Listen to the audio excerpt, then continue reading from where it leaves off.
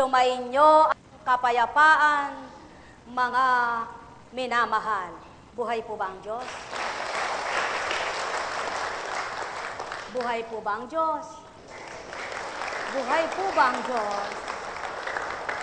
Buhay nga po ba ang Diyos? Ayan po. Halimbawa po, instant pinagaling ka ng Ama. Huwag kang manahan sa gayon lamang na pinagaling ka. Kailangan isipin mo rin, Diyos ko, napakahiwaga naman. Huwag ka lamang magtaka at huwag ka lamang masindak na pinagaling ka. Kundi, mapagnilayan mo, Diyos ko, kita nakikita, rami mo, pinagaling mo ako sa pamamagitan ng iyong Espiritu. Kaya mag-isip ka rin ngayon kung paano ka magbabago. Tama po ba? Kaya naman po ang nakakalumbay, yung ora mismo'y pinagaling pagdakay nakalimot din. Buhay po ba ang Diyos? Mga minamahal ko, ang nais ng Ama, kung hinahanap mo ang hiwaga ko, ako'y nagpapakilala naman sa'yo. At kung nakilala mo naman ang hiwaga ko, panahanin mo ang puso mo kay Kristo. Sapagkat ang Kristo'y anak ko at ako'y ako sa pamamagitan ni Kristo. Buhay po ba ang Diyos? Buhay po ba ang Diyos? Yan po ang pawang katotohanan, mga minamahal ko. Ang may pandinig ay nakarinig. Tama po ba? Aanin nyo nga po naman ang pagkalaki-laking palasyo kung nakatira'y kwago. Di po ba? Hindi po ba't mas maganda yung bahay kubo kung masaya ang tao? Di po ba? O dili kaya naman, aanhin mo'y 10 putahe kung di ka makalagok, makalungay. Abi ma... O yung ulam mo'y dadalawang pirasong isda, putol-putol pa kayo, ngunit kay sarap ng lasa at nakangiti kayo. Hindi po ba't mas busog kayo?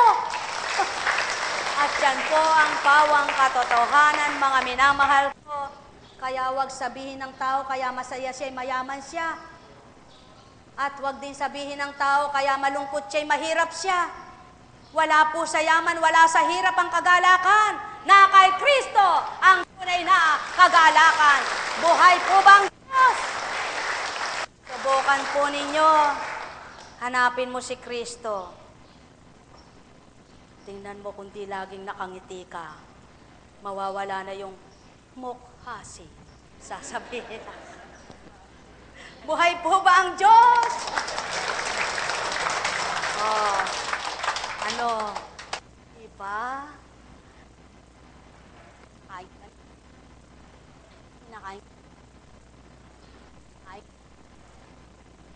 Sabi ko sa'yo, di pinakakain yan eh. Buhay po ba ang Diyos? Bakit? Wala ba siyang mapakain sa'yo? Wala. Wala. Nako. Mga ka doon kay nanay yan, may kambigas ano. Buhay po ba ang Diyos?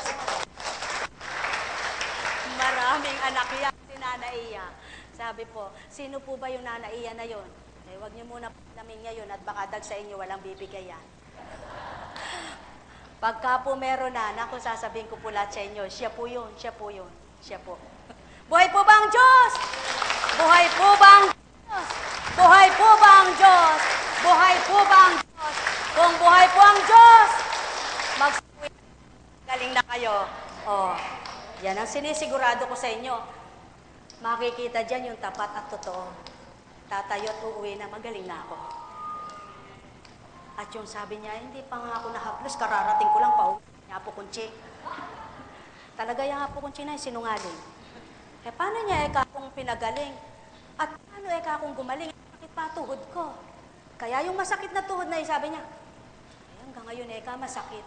Pero subukan mong kalimutan, mawawala ang sakit niyan. Buhay po ba ang Diyos? Ayan po ang pawang katotohanan. Pag ininda mo yung sakit mo, mamahalin ka ng sakit mo. Pag kinalimutan mo ang sakit mo, mawawala ang sakit mo. Buhay po ba ang Diyos? Pag ang itinalaga mo sa puso mo ay magaling ka na, sa isip mo ay magaling ka na, sapagkat pinagaling ka ni Kristo, pinagaling ka ng Ama, sinisigurado ko, mabubuhay ka pa na magaling na. Nagpasuri ka ngayon. Sinabi niya, Hindi naman eka nababago eh. Walang hiya eka yung naku po. Sabi ng ama, di naman masamang salita yung kaya diniretso ko na. Kanina, W-A-L-A-N-G. Ngayon po, ama, hindi pala masama yun eh. Okay lang, sabi ng tao.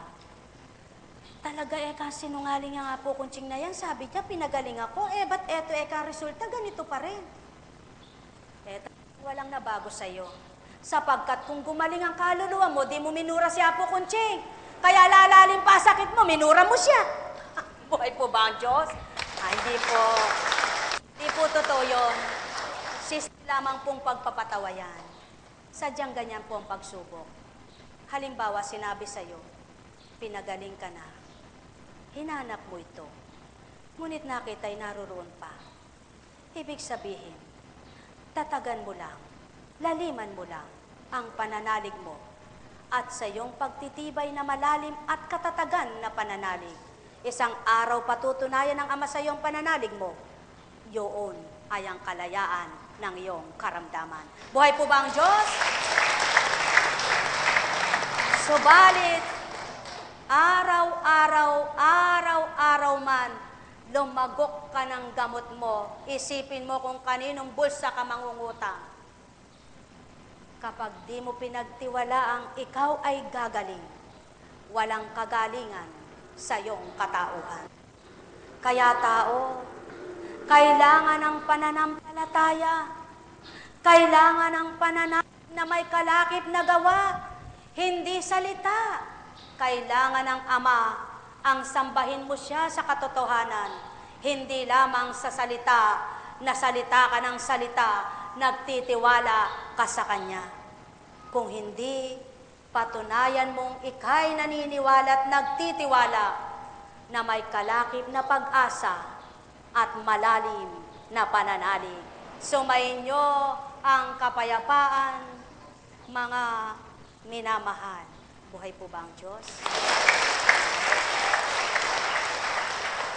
Pinatutunayan lamang po ng Ama na buhay talaga siya. Bakit po? Sa loob po ng siyam na po na taon ito sa October Ito pong gawain na ito sa October 27, siyam na taon na po.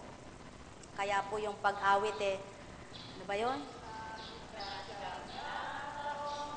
Ika-siyam na taon. Ayun po. Ayun. Yun po. Ang nag-compose po noon yung si Direktora ng St. Mary's. Po. Ngayon po nag-resign na siya dahil kay Kristo. Pinatunayan niya lang sa Ama na mahalaga na paglingkuran niya si Kristo. Bagamat nililibak siya, tanga kayan. Biro mo yung sweldo niya iniwanan, pupunta sa walang sweldo. Sabi ng Ama, anak, iniwanan mo ang sweldo mo, higit na pagagalakin kita. Buhay po ba ang Diyos? Di po ba? Kaya po mga minamahal ko, kahit sabihing mga tangang alagad na yan, pero naggagandahan naman. Buhay po ba ang Diyos?